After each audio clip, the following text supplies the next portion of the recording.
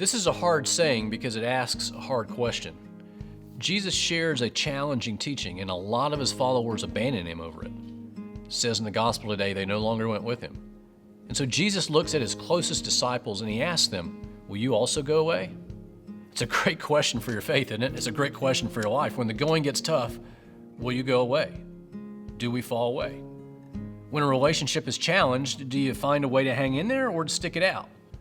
When your job's not going the way you want, do you stick to it or do you walk away? When a habit's not producing the results you would like, do you keep grinding it out or do you give up, sleep in, and drop out? It's true for life. It's not always an easy journey. It's not an easy journey being Catholic either, is it? Following Jesus, having faith, and really trying to become the best version of yourself. I mean, we all have bad days. Unexplainable things happen. We all have dry spells. Sometimes you're just not feeling it at all. And we all have moments where we wonder, God, are you really with me or not? So today's gospel reminds us of a forgotten word, in many ways a very unpopular word. Faithfulness, also known as steadfastness or fidelity. You may know as cousins stick-to-itness and perseverance. Faithfulness, it's not the sexiest word around, is it? It kind of reminds you of St. Joseph, the unsung saint, who just quietly gets up every day and delivers the goods. In the face of gossip, Joseph sticks with Mary. In the middle of distractions of every kind, he's faithful to his role as the father, the earthly stepfather of Jesus. Even when the family's facing danger from King Herod, who's trying to kill Jesus, Joseph is steadfast, protector, defender, faithful. Joseph has a single-mindedness. He knows his task is of monumental importance, and so he gives it his full attention. He knew what mattered most, and he was even willing to sacrifice his public reputation to do it. That's what faithfulness does. It keeps what matters most in the front of your mind. For you and me, being faithful usually means being heroic in ordinary things. Anita and I first met Father Cad Sheehan when we lived in Connecticut. He was a Dominican, he was 89 years old, and he just retired from parish ministry, leading parishes as their pastor, into a life of full-time prayer. He lived in the priory with a group of Dominicans. And Father Cad devoted himself to prayer. He was in the prayer chapel most of the day. And whenever I would swing by that priory to see my friend Father Stephen or to get some tutoring or some coaching there, but more often than not, I would run into Father Cad. Father Cad was a curmudgeon. He was an old New England guy, and he had that accent and he had that attitude. And so when I would see him, he knew that I was very sick, and he knew that my wife was 1,000 miles from family, and she was trying to raise our girls away from her mom and dad and the rest of our family. And Father Cad would say, Alan, how you doing? And I'd say, well, I'm doing pretty good. He'd say, well, I'm praying for you. And I knew that when Father Cad said, I'm praying for you, that he really meant it, because his was a life of prayer. He was a pole star of faithfulness. In fact, the parish secretary knew that if somebody called the priory in the middle of the night or on Christmas morning with an emergency, she knew to call Father Cad. Even at 89, he would still be ready, willing, and excited to go. In any emergency, at any moment, faithful.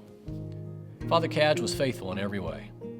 He was still wearing the clothes that he'd acquired in 1950 because those clothes were good enough for him. He knew that the parish would give him enough food. The parish would give him what he needed. He didn't need any new clothes. In fact, he would take his little small pension check, I don't know what a Dominican got, but maybe it was $25 a month, and he would sign it over, and he'd put the entire amount into the poor box to help people who really needed something. Father Cad was faithful. He was faithful in prayer. He was faithful in generosity. He was faithful. So I always remember one day when I stopped by the priory and Father Cad came down to meet me, and he had a big bandage on his forehead. And I said, Father Cad, you doing okay? He said, yeah, I'm praying for you. And I said, I see that you got that bandage on your forehead. You doing okay? And he goes, oh, yeah. He smiled and he chuckled and he was a little bit proud. And I said, well, tell me what happened. He said, well, I was in the prayer chapel. I was praying for you. And I fell asleep. And I fell over and I hit my head on the rail in front of me. And they had to take me to the hospital and then stitch me up.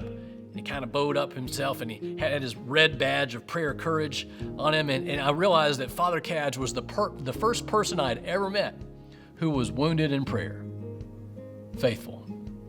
He radiated faithfulness in nearly every aspect of his life. Faithful in prayer, faithful in generosity, faithful in a life of eager and joyful service. Faithful and true because God is faithful and true. Faithfulness comes in different shapes, sizes, and ages. Phyllis was an elderly woman in our church, and her heart overflowed with a love for God's little kids. Her eyes lit up when she saw a baby.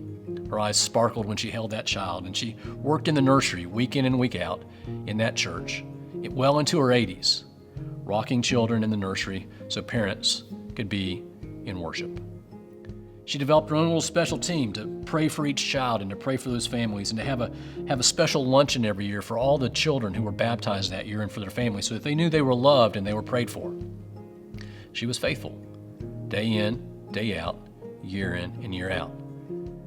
But her body began to experience challenges that come with aging, and her mobility got diminished and her walk became slow, and she required the assistance of a cane, and sometimes her body just didn't want to cooperate with her spirit.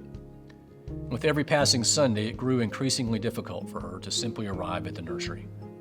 So you can imagine our amazement one Sunday morning, stormy weather, as we prepared around 8 a.m., and we resigned ourselves to the fact that very few people would get up to go to church on this morning. They'd wake up and they'd see the rain, they'd see the gray skies, they'd hear the thunder, and they would just roll over and stay in the comfort of a warm, dry bed. As we looked out the window, a little small car pulled into the handicap parking space right outside the church door. And slowly but surely, a woman emerged from the car and opened an umbrella and finally stepped out of the car onto the pavement. And slowly but surely, elderly Phyllis made her way into the nursery in the pouring rain. She knew her calling. She loved God and she loved God's children, and she never considered anything else. It was right there before our eyes. Phyllis was displaying every bit of the best version of herself, in pain, in the rain, devoted to love, devoted to God. Faithful. Faithful. It's such a great word.